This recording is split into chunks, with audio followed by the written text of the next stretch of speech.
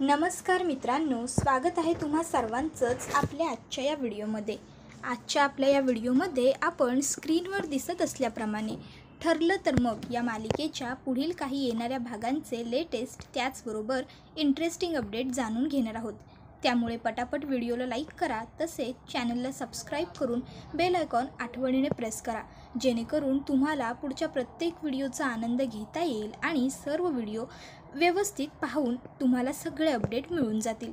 मित्रांनो, आजचा व्हिडिओ हा खूपच जास्त खास आणि इंटरेस्टिंग होणार, कारण आजच्या आपल्या या व्हिडिओमध्ये आपण जाणून घेणार आहोत की कशा प्रकारे आता अर्जुन, सायली आणि चैतन्य हे तिघजण मिळून अश्विनची मदत घेऊन प्रियाचा खोटारडेपणा सगळ्यांच्या समोर सिद्ध करणार आणि मग स्वतःच्या तोंडाने प्रिया सगळ्यांसमोर आपल्या गुन्ह्याची कबुली देणार। नेमकं काय घडणार, कसं घडणार हे सगळं जाणून घेण्यासाठी तुम्हाला आपला हा व्हिडिओ शेवटपर्यंत पूर्ण नक्की पाहावा लागेल। मग अजिबात वेळ वाया न घालवता सुरुवात करू आपल्या या व्हिडिओला। आतापर्यंत आपण असं पाहिलं होतं की मधुभाऊ, सायली, अर्जुन, चैतन्य त्याचबरोबर काही पोलीस हे आश्रमात गेले होते आणि तिथे त्यांनी व्यवस्थित सर्व काही शूट करून घेतलं होतं, जेणेकरून अर्जुन ज्यावेळेस ते सगळं बघेल त्यावेळेस जर चुकून सांगण्यात जरी एखादी गोष्ट राहून गेली असेल तरी पाहण्यात मात्र ते सगळं येईल आणि सर्व पॉईंट अर्जुनला त्या केस संदर्भातले मिळतील। त्यानंतर आता इकडे महिपत शिखरेने प्रियाला धमकी दिलेली आहे की लवकरात लवकर आम्हाला सगळे अपडेट व्यवस्थित पुरवायचे। तर आता इकडे लगेचच अर्जुन आणि सायली हे दोघंजण त्याचबरोबर चैतन्य आणि मधुभाऊ असे चौघही जण घरी जात असतात। आता घरी जात असतानाच अर्जुन हा प्रियाला अद्दल कशा प्रकारे घडवायची हे ठरवत असतो, पण आता मात्र इकडे काही कोणाला सुचत नसताना अर्जुन हा लगेचच चैतन्याला सांगतो, चैतन्य, मी तुला सांगतो तशी एक लीगल नोटीस बनवून घे। आता लगेचच चैतन्य ठीक आहे असं सांगतो। त्यावर अर्जुन हा त्याला कोर्टाची परवाची तारीख मागून घे आणि प्रियाला त्याची नोटीस पाठव असं सांगतो। आता लगेचच अर्जुनने जसं सांगितलेलं असतं चैतन्य अगदी त्याप्रमाणे एक लीगल नोटीस प्रियाच्या नावाची बनवून घेतो आणि मग आता लगेच दुसऱ्या दिवशी सगळेजण डायनिंग टेबलवरती ब्रेकफास्ट करायला सकाळ सकाळ बसलेले असतात। त्यावेळेस अर्जुन प्रियाला म्हणत असतो, तन्वी, अगं मी तुला आणि तर तुझ्या लग्नाचं गिफ्टच दिलेलं नाही आहे ना, हे घे, हे माझ्याकडून आणि माझ्या बायकोकडून तुला तुझ्या लग्नाचं गिफ्ट। आता प्रियाला आनंद होतो की अर्जुनने खरंच मला लग्नाचं गिफ्ट वगैरे दिलं आहे। आता लगेच प्रिया ही अर्जुनला म्हणत असते, अरे अर्जुन, हे गिफ्ट वगैरे फॉर्मॅलिटीज करायची काय गरज होती?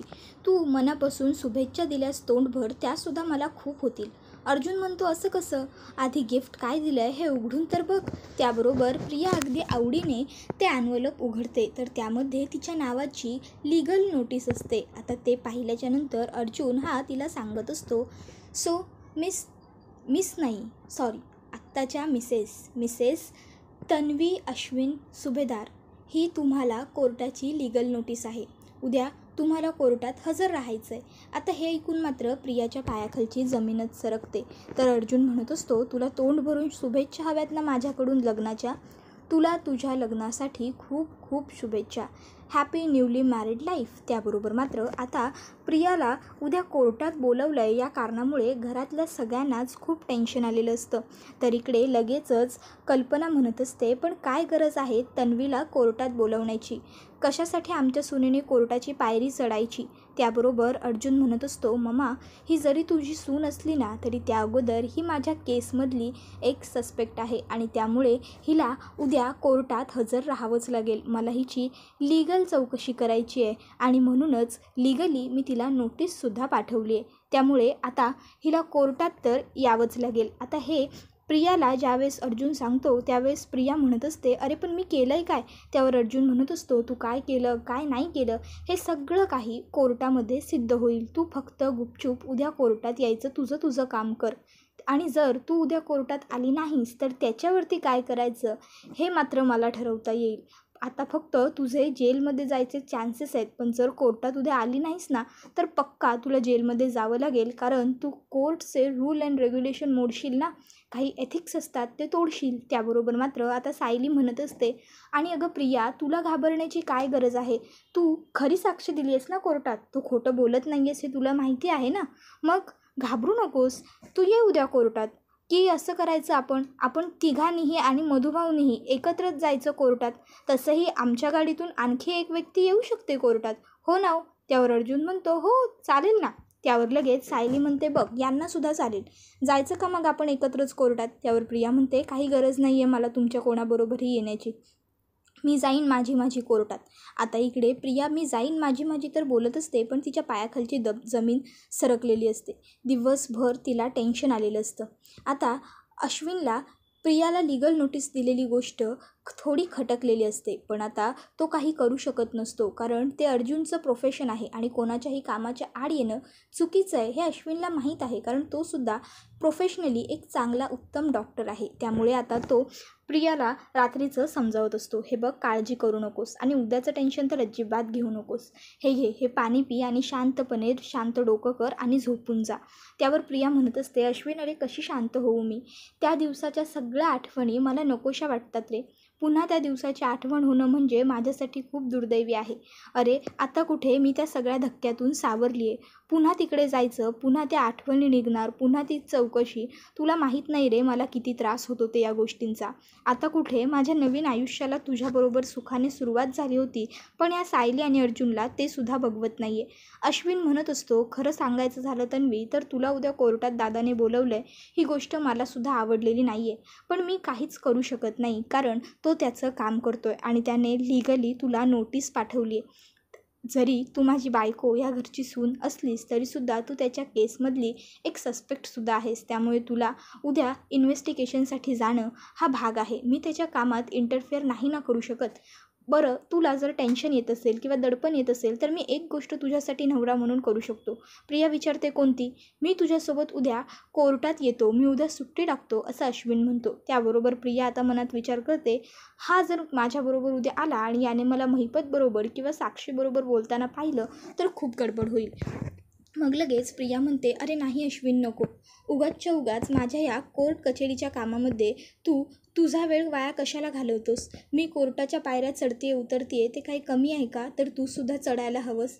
तसंही म्हणतात ना, शहाण्या माणसाने कधीच कोर्टाची पायरी चढू नये म्हणून. तू नको येऊस कोर्टात. मग अश्विन म्हणतो, बरं ठीक आहे, आपण उद्या घरी आल्यावर छान कुठेतरी बाहेर फिरायला जाऊ, मग तुला बरं वाटेल. त्यावर प्रिया म्हणते, बरं ठीक आहे. आणि मग आता लगेचच प्रिया ही झोपून जाते, कारण अश्विन हा तिला झोपून घ्यायला सांगतो. आता प्रिया अंग तर अंथरुणावर टाकते, पण तिच्या डोक्यामध्ये नाना प्रकारचे खूप विचार असतात. अश्विन तिला सांगतो, डोळे मीट मगच तुला झोप लागेल. प्रिया डोळे मिटते. त्यानंतर आता प्रियाला एक स्वप्न दिसायला लागतं, ज्यामध्ये तिला खुनाची रात्र आठवत असते. त्यामध्ये मधुभाऊंनी विलासवरती गोळी चालवलेली नसते हे तिला स्पष्ट दिसत असतं. साक्षीने कशाप्रकारे गोळी चालवली, कशाप्रकारे तिने विलासचा जीव घेतला आणि त्यानंतर कसं तिने मधुभाऊंच्या डोक्यावर मागून जाऊन तो बास मारला आणि मधुभाऊ बेशुद्ध झाले. मग ती झोपेत ओरडायला लागते, मी खून नाही केला, मी फक्त खोटी साक्षी दिली, मी साक्षीला वाचवण्यासाठी हे सगळं केलं. आता या आवाजाने अश्विनला जाग येते. अश्विन उठतो आणि लगेचच प्रियालाही उठवतो. तन्वी उठ तन्वी. त्याबरोबर प्रिया उठून बसते आणि अश्विनला म्हणायला लागते, काय झालं? त्यावर अश्विन म्हणतो, मला काही नाही झालेलं, तुला काय झालं? काय बडबडत होतीस तू झोपेत? काय? त्याबरोबर लगेचच तो म्हणतो, एक मिनटं थांब. आणि मग तो लगेच प्रियाला पाण्याचा ग्लास देतो आणि म्हणतो, हे घे पाणी पी, जरा शांत हो, रिलॅक्स हो. त्याबरोबर प्रिया पाणी पिते. अश्विन म्हणतो, तू ठीक आहेस ना? त्यावर प्रिया सांगते, हो मी ठीक आहे. अश्विन आता पुन्हा तिला झोपून घ्यायला सांगतो आणि त्यावेळेस अश्विन प्रियाच्या डोक्यावरती हात ठेवतो आणि त्याच्या लक्षात येतं की प्रियाला खूप जास्त ताप आलेला आहे. अश्विन म्हणतो, तन्वी अगं काय हे, तुला किती ताप आलाय, थांब. आणि मग लगेच आता तो स्वतःकडची एक गोळी काढून प्रियाला देत म्हणतो, ही घे, ही गोळी खा. प्रिया नको नको म्हणत असते. त्यावर अश्विन तिला सांगतो, अजिबात हट्ट करू नकोस, तन्वी गोळी खाऊन घे. मग प्रिया ती गोळी खाते आणि झोपून जाते. तर दुसरीकडे आता सायलीला मात्र अर्जुनने जे काही केलेलं असतं त्यामुळे खूप आनंद झालेला असतो, कारण तिला माहिती असतं की अर्जुनची ही चाल कामयाब होणार. म्हणजेच प्रिया आता स्वतःच्या तोंडाने सगळं काही खरं कबूल करणार. सायली अर्जुनला म्हणत असते, सगळं आपल्याला वाटतंय तसं होईल ना? त्यावर अर्जुन म्हणत असतो, 100% मिसेस सायली, आपण जो विचार केला आहे अगदी तसंच घडणार. कारण काय आहे ना, गुन्हेगाराला आणि चोराला कितीही वाटत असलं की आपण हुशार आहोत, आपण खूप हुशार आहोत, आपण काहीच चूक करत नाही, तरी तो कधीतरी चुकतोच. आणि प्रियासारखे तर काही काही चोर असतात की ते चुकत नाहीत, पण ते आपण चुकतोय की काय याला घाबरतात, आणि ते घाबरतात याच्यावरूनच आपण सत्य ओळखायचं. समजलं? त्यावर सायली म्हणत असते, ओ आता तुमची ती वकिली मला काही सांगू नका, माझ्या काही लक्षात ते सगळं येणार नाही. मी फक्त देवी आईकडे एवढीच प्रार्थना करेन की तुम्ही जसं ठरवलं आहे तसं तुमच्या प्लॅनप्रमाणे सगळं घडू दे आणि प्रियाने सगळ्याची कबुली देऊ देत. त्यावर अर्जुन तिला सांगत असतो, don't worry about that Priya, मी ठरवलं आहे तसंच करणार. बघा आता लीगल नोटीस दिली आहे त्यामुळे ती बेचैन झाली असेल. उद्या ती काहीतरी असं बडबड करणार की ज्यामुळे आपल्याला सगळं खरं कळणार. सायली म्हणत असते, तुमच्या तोंडात साखर पडू आणि तुम्ही बोलताय तसंच घडू. एकदा का मधुभाऊ या सगळ्यातून सुटले ना की मग मी प्रियाला चांगली अद्दल घडवणार. त्यावर अर्जुन म्हणत असतो, मग आपल्याला तिला अद्दल घडवण्याची काही गरजच नाही आहे. मग कोर्टच तिला अशी शिक्षा देईल की तिचं संपूर्ण आयुष्य जेलमध्ये निघून जाईल. कदाचित फाशी किंवा जन्मठेपही होऊ शकते तिला, कारण खूप खोटारडेपणा केला आहे तिने. एका निर्दोष निरपराध व्यक्तीला, त्यातूनही एका वृद्ध व्यक्तीला इतका काळ फिजिकली मेंटली टॉर्चर झालं आहे तिच्यामुळे. त्याचबरोबर एका व्यक्तीवरती हल्ला केला आणि आपल्या घरामध्ये शिरली, ते सुद्धा आपली सगळ्यांची फसवणूक करून. ह्या सगळ्या गोष्टींचे चार्जेस मी तिच्यावरती लावणार आणि तिला चांगली लटकवणार. त्यावर सायली म्हणत असते, सगळं काही तुम्ही ठरवलं आहे तसं हो. त्यावर अर्जुन म्हणत असतो की आतापर्यंत मी तिच्याकडे फक्त माझ्या केसमधला एक विक्टिम म्हणून बघत होतो, पण आता तिने अश्विनबरोबर लग्न करून आपल्या घरात येऊन खूप मोठी चूक केली आहे. तिने फक्त आपल्या दोघांनाच नाही तर आपल्या पूर्ण फॅमिलीला टॉर्चर करण्याचा प्रयत्न केला. मग आता तर मी तिला कसं सोडणार? त्यावर सायली ही अर्जुनला सांगत असते, अजिबात सोडूया नको आपण तिला. पण तुमच्या एक गोष्ट लक्षात येते का की आपण प्रियाला जितका त्रास देऊ तितका त्रास आपल्या घरातल्यांना सगळ्यांनाच होईल. पूर्ण आजींची किती लाडकी आहे ती, त्यांना ती तन्वी वाटते, तुम्हाला तर माहीतच आहे ना. तर दुसरीकडे आता इकडे प्रिया ही झोपेत बडबडलेली असते, मी नाही आहे, मी चुकून खोटं बोलले, मी नाही आहे. त्यावर आता अश्विन हा प्रियाचं बोलणं जे काही असतं त्याच्या अकॉर्डिंग विचार करत बसतो की नक्की ही काय बडबडती आहे झोपेत. मी नाही आहे खुनी, मी नाही आहे, काय चाललं आहे हिचं? नाही, याच्यात नक्की काहीतरी गोडबंगाल तर आहेच. प्रिया अशी का वागते? त्या दिवशीसुद्धा मला न सांगता बाहेर कुठेतरी निघून गेली. मी घरी आल्यावर मी विचारलं तर घाबरली, चाचपडत काहीतरी चुकीची उत्तरं दिली. त्याच्या आधी मैत्रिणींबरोबर ड्रिंक करून आली असं सांगितलं. मैत्रिणी ड्रिंक पाजतील, पण एवढं जास्त ओव्हर ड्रिंक मैत्रिणी कसं काय पाजू शकतात? बरं ते सगळंही ठीक आहे. त्या दिवशी मंदिरातून आम्ही ज्यावेळेस येत होतो त्यावेळेस तिला अचानक कोणाचा तरी फोन आला तर तिने पहिला फोन कट केला, दुसरा फोन उचलला पण तो गाडीच्या बाहेर जाऊन. त्यावेळेस ती तन्वी खूप घाबरली होती. बरं ते सगळंसुद्धा ठीक आहे, पण गाडीत येऊन बसल्याच्या नंतर मी ज्यावेळेस तिला विचारलं की कोणाचा फोन होता तर तिने मला सांगितलं की मैत्रिणीचा फोन होता. जर मैत्रिणीचा फोन होता तर हिला गाडीच्या बाहेर जाऊन बोलण्याची काय गरज होती? कामासाठीच कॉल केला होता ना. नाही, काहीतरी गडबड आहे, मला दादाशी बोललंच पाहिजे असा विचार करून अश्विन अर्जुनच्या खोलीत येतो. आता अर्जुन आणि सायली एकमेकाजवळ बोलत आहेत ही गोष्ट बघून अश्विन नॉक करतो आणि दादा आत येऊ का, मला तुझ्याशी महत्त्वाचं बोलायचं आहे असं विचारतो. त्यावर अर्जुन लगेचच हो ये ना असं अश्विनला म्हणतो आणि बसायलाही सांगतो. त्यावर आता सायली ही लगेच तिकडनं बाहेर जात असते, तर अश्विन हा तिला हाक मारत म्हणतो, वहिनी थांब, तुला कुठेही जाण्याची काहीच गरज नाही आहे, तू सुद्धा इथे थांबू शकतेस, मला तसंही तन्वीबद्दल थोडंसं बोलायचं आहे. त्याबरोबर आता सायलीला बरं वाटतं की अश्विन इतक्या दिवसांनंतर तिला वहिनी म्हणालेला असतो. मग आता सायलीसुद्धा तिथे थांबते. तर अश्विन हा आता अर्जुन सायलीला सांगत असतो की मला ना तन्वीचं वागणं थोडं जास्त विचित्र वाटतं आहे. म्हणजे त्या दिवशी आम्ही लोक ज्यावेळेस मंदिरात जात होतो त्यावेळेस अचानक मंदिरातून येताना तिला एक फोन आला फोन आल्यावर तिने तो फोन उचलला नाही, कट केला.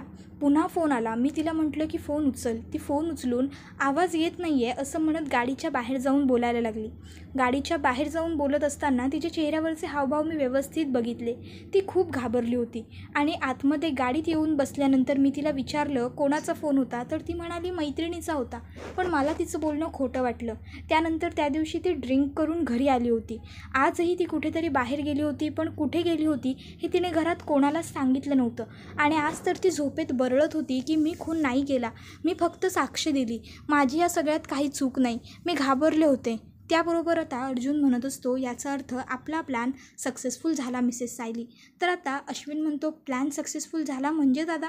त्यावर लगेचच आता अर्जुन त्याला सांगायला लागतो प्लॅन सक्सेसफुल झाला म्हणजे असं, मी आणि मिसेस सायलीने हे सगळं ठरवून केलं होतं. आम्हाला माहीत होतं की प्रियाला लीगल नोटीस पाठवल्यावर तिची अवस्था अशीच होईल. तर सायली पुढे सांगत असते अश्विन भाऊजी, अजून तर तुम्ही प्रियाचं काहीच रूप पाहिलेलं नाही आहे. प्रिया जो काही साळसूतपणाचा आ बनते ना, त्यामागे तिचा खूप क्रूर आणि वाईट चेहरा लपलेला आहे. अहो विचार करा ना सहजासहजी, ज्या व्यक्तीने तिला लहानपणापासून मुलीसारखं सांभाळून एवढं लहानाचं मोठं केलं, तिने त्या व्यक्तीवरती खुनाचा आरोप लावला, नेकलेस चोरण्याचा आरोप लावला. असं कसं करतील हो मधुभाऊ? तरीसुद्धा तिने हे सगळं केलं आणि आता तर ती तुमच्यासमोरसुद्धा असं वागायला लागली आहे. म्हणजे तुम्ही बघालच आता, सरडा जितक्या लवकर लवकर रंग बदलत नाही ना, त्याच्यापेक्षाही पटकन आणि त्याच्यापेक्षाही जास्त रंग बदलण्यात प्रिया सराईत आहे. हळूहळू तिचं एक एक रूप तुमच्यासमोर येत जाईलच. त्यावर अश्विन म्हणत असतो याचा अर्थ प्रियाने म्हणजेच तन्वीने खोटी साक्ष दिली असेल कोर्टात, तुम्हाला असं म्हणायचं दादा? त्यावर अर्जुन हा लगेचच अश्विनला म्हणत असतो मला असं म्हणायचं नाही अश्विन, मला या गोष्टीची खात्री आहे की त्या दिवशी तन्वीने कोर्टात खोटीच साक्ष दिली होती. कारण मी मधुभाऊंची साक्ष घेतली आणि प्रियाची साक्ष मॅच केली तर त्यामध्ये बरीच तफावत सापडते. आता हे ऐकल्यानंतर अश्विन म्हणत असतो पण मधुभाऊंची साक्ष खोटी कशावरून नाही दादा? त्यावर अर्जुन म्हणत असतो त्या सगळ्याचा विचार तू आता करू नकोस. एक काम कर ना, उद्या तू तुझ्या बायकोबरोबर सरळ ये कोर्टात, तुला तिथेच काय खरं काय खोटं ते सगळं समजून जाईल. त्याबरोबर अश्विन म्हणतो ठीक आहे दादा. त्यावर अर्जुन त्याला सांगतो पण आता तू तुझ्या बायकोबरोबर याविषयी काहीच बोलू नकोस.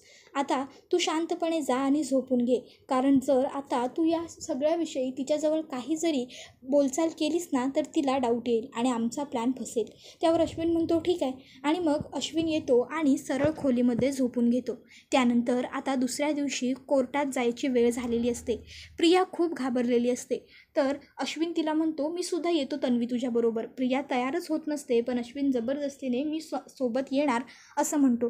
तर पूर्णाजी आणि कल्पना ह्या दोघीजणी तन्वीला म्हणजेच प्रियाला नर्वस बघतात आणि समजावून सांगतात की तुला काळजी करण्याची किंवा घाबरण्याची काहीसुद्धा गरज नाही आहे, तू काही केलेलंच नाही आहेस, मग तू का काळजी करतेस?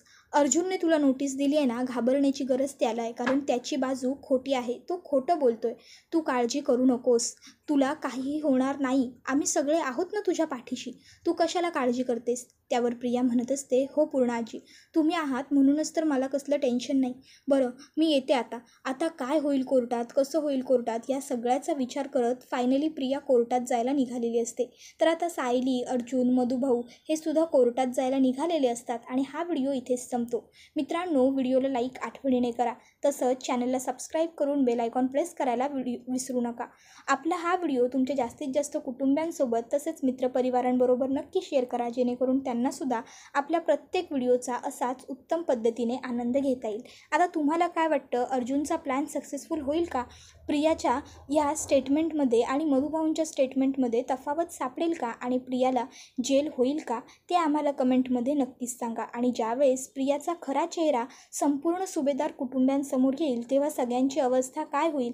आणि सगळ्यात महत्त्वाचं म्हणजे आजपर्यंत ज्या अश्विनने प्रियाची प्रत्येक चूक तिच्या प्रेमापोटी पोटात घातलेली आहे, त्या अश्विनला ज्यावेळेस समजेल की त्याने केवढी मोठी चूक केली आहे प्रियाची साथ देऊन आणि सायली अर्जुनला दोष देऊन, त्यावेळेस त्याची अवस्था काय होईल आणि मग सगळेजण सायली आणि अर्जुनला स्वीकारतील का? ते सगळंच आम्हाला कमेंटमध्ये नक्कीच सांगा. त्याचबरोबर प्रियाचा खोटारडेपणा आता सगळ्यांच्या समोर येणार लवकरच आहे, त्यामुळे आपल्या चॅनलला सबस्क्राईब करून ठेवा, जेणेकरून तुम्हाला पुढच्या प्रत्येक एपिसोडचे अपडेट मिळत राहतील आणि सिरियल तुम्हाला असाच उत्तम पद्धतीने पाहता येईल. पुढचा व्हिडिओ येईपर्यंत टाटा बाय बाय, धन्यवाद.